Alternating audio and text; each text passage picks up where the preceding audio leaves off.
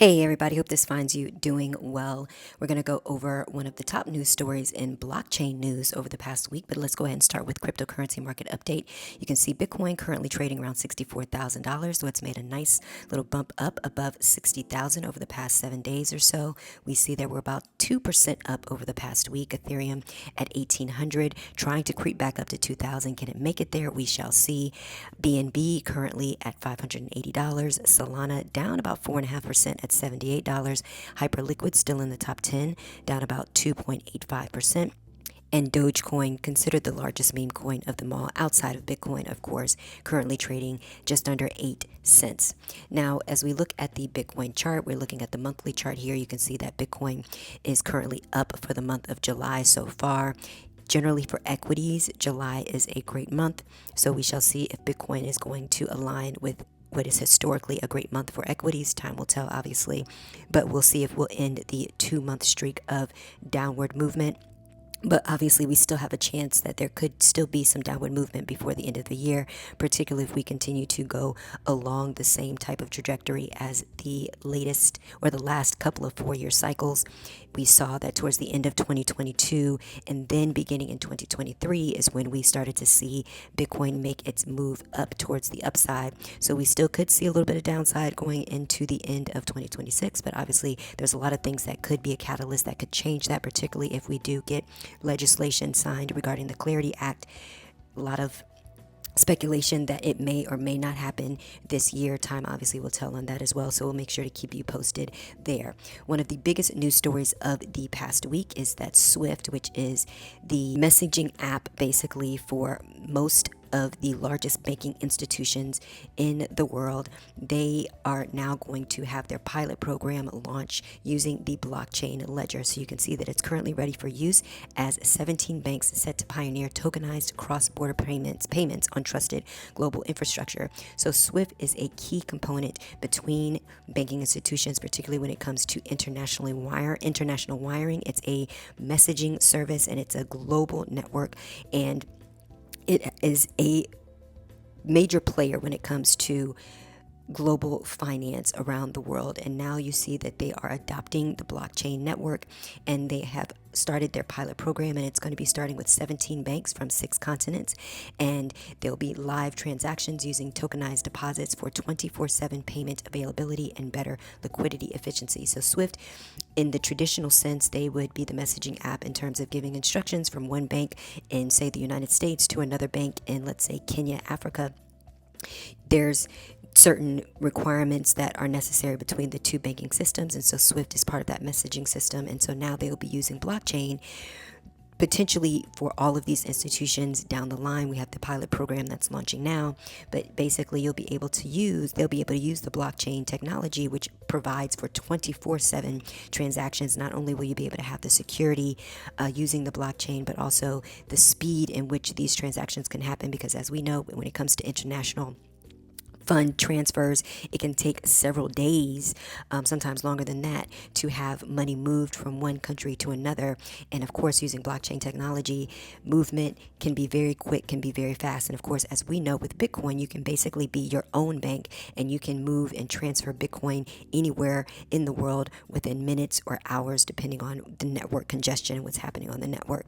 So you can see that Swift announced earlier this past week that the ledger is ready for initial use and is marking a decisive step in scaling the benefits of digital value across the regulated global financial system. And so you can see the chief business officer at Swift said, with our new ledger capability, we're extending the trust and stability of established finance into the frontier of digital money. As we know, digital money is really a part of the new frontier when it comes to the transition from traditional finance rails to being able to use things like the blockchain technology.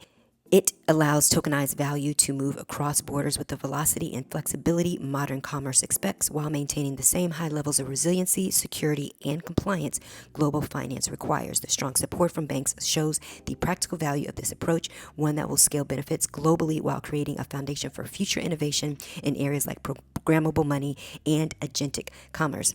So these are some of the banks that are going to be a part of this pilot program.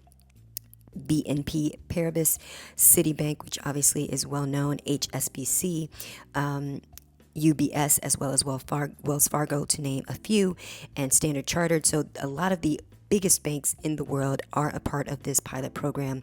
And so we shall see over the next several weeks, several months, and really going into next year how well this pilot program does. And then, of course, over time, we'll start to see more banks and institutions become involved in this program. So you can see all the different banks and some of their representation talking about being a part of this blockchain based layer with Swift, and how the collaboration and their goal, as you can see here from BNP Paribas, that the goal is to deliver measurable value to corporate clients through faster, more transparent, and more secure transactions. So we see that blockchain technology, despite us being in a bear market, we still have to take a bird's eye view as to what's actually happening around the world and how payments are being developed using blockchain, using a network like Bitcoin, and we're seeing that this is the future of finance. So even though the price of a lot of these digital assets are low right now and in a bear market,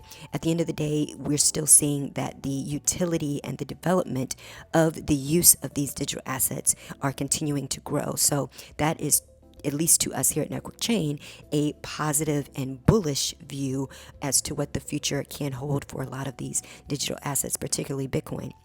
River came out with a Bitcoin adoption report of 2026, and I took a lot of data over the last several years, particularly also from 2025, and taking a look at what is happening when it comes to the Bitcoin network and the Bitcoin global network. And you can see Bitcoin is now 1.2%. This is as of the end of 2025 or so, is 1.2% of global money. So when we look at some of the largest currencies in the world, you have, of course, the US dollar, you have the Chinese yuan, you have the euro.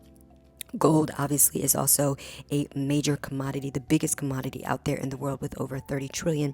We have Bitcoin at under 2 trillion, and we see that it's still such a small piece of globalization when it comes to the financial world. And so there's still a long ways to go, potentially a long ways to go, even just to get to where gold is. And if that's the case, then we still have at least another 10 to 15x from here potentially. So that goes to show you that there still is a lot of room to grow when it comes to Bitcoin, also from this report. And it's pretty easy read, a lot of great graphics. So we definitely suggest, if you want to learn a little bit more about kind of what's happening with Bitcoin adoption, not only when it comes to nations around the world, but also when it comes to institutions and other businesses, then this is a nice resource to be able to check out. And you can see here when we look at individuals, actually the amount of individuals that own Bitcoin is shrinking. So we're advocating, if you choose to take the time and learn about Bitcoin and do your due diligence, that Bitcoin is something that could be a great hedge, not only against inflation, but against, some of the other activities that are happening around the world where it would be necessary, or at least be nice to have the option to be able to be your own bank and be able to have control of your own finances and to have that financial sovereignty that a lot of people around the world are craving, particularly since a lot of them unfortunately do not have access to traditional banking. And so that's why Bitcoin offers that alternative for them, as long as they have a mobile phone, and more people own mobile phones than they actually have traditional bank accounts. So Bitcoin could definitely be useful for those types of folks to be able to have access to this type of financial currency. But we can see that what's growing is that the amount of institutions, the amount of businesses, even governments that are now getting ownership of Bitcoin and really buying from individuals. And now that we're in the bear market, I'm sure we'll be able to see in time when we look at some of these transactions, because all of this is transparent on the public ledger. We're seeing that a lot of folks are selling low, and those businesses and institutions and so-called smart money are buying low.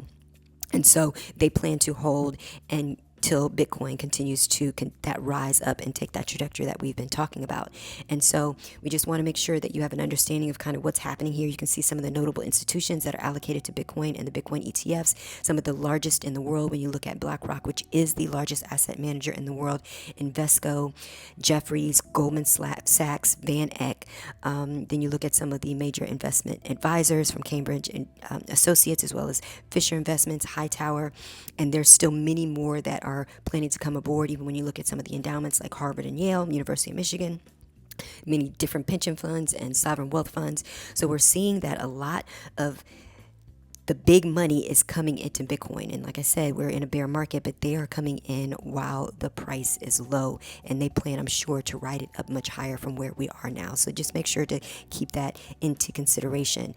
And once again, Bitcoin also has been known as digital gold, and we can see that ownership in America is widespread, and we're seeing that more adults are now holding Bitcoin than traditional gold. And gold was also known as an inflation hedge, and it has been around basically for thousands of years at this point. But now we're seeing, because we are living in a digital world, that it makes sense that we're going to have people be more apt to adapt something like Bitcoin, which is digitally native, more portable, more divisible, and more transferable, easily transferable than a block of gold, for example. So just some things to continue to think about when we think about what the future of finance looks like. What does the future of finance look for you and your family? Of course, we're going to be here every single week on YouTube as well as on X and IG. Of course, we appreciate you checking us out here. We look forward to linking up with you soon on the network chain. Take care and have a great week. Bye-bye.